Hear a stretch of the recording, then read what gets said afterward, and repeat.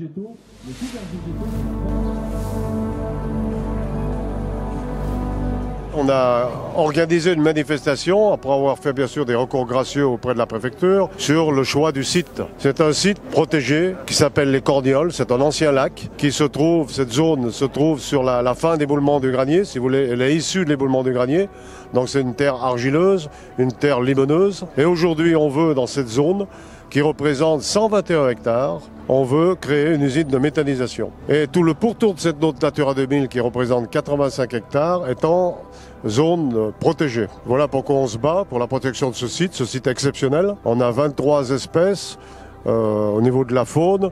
Et au niveau de la flore, on doit avoir une trentaine d'espèces protégées. On se prononce, nous, la Confédération paysanne, sur un projet plus large, qui est le projet Biogaz 2030 et qui prévoit, qui espère avoir 10 000 méthaniseurs pour produire du gaz en France. Donc sachant pas encore si c'est un bilan carbone positif, sachant que ça va prendre des millions et des millions d'hectares de cultures dédiées, eh ben, on est inquiet de la souveraineté alimentaire du pays. On est inquiet de l'état des sols parce que c'est des grosses machines, c'est le bilan agronomique, il est encore à peaufiner parce qu'on s'aperçoit que quand même il y a des effets secondaires à la dispersion des digestats. Le digestat, c'est les résidus du digesteur. Donc c'est soit solide, soit liquide, mais voilà, sur certains sols et dans certaines quantités, ça pose problème. Il se trouve que la préfecture a fait fi de tout ça et a donné un avis favorable au projet.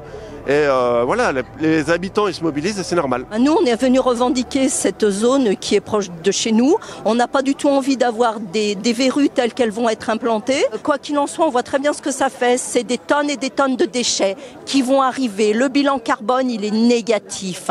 C'est des déchets qui vont arriver par la route. En plus, il y a le méthaniseur de Tournon qui nous démontre les nuisances olfactives qu'ils ont. C'est de l'eau qui est polluée. Il y a des méthaniseurs en Bretagne qui revendiquent aussi ça. Les gens sont obligés de boire de l'eau en bouteille.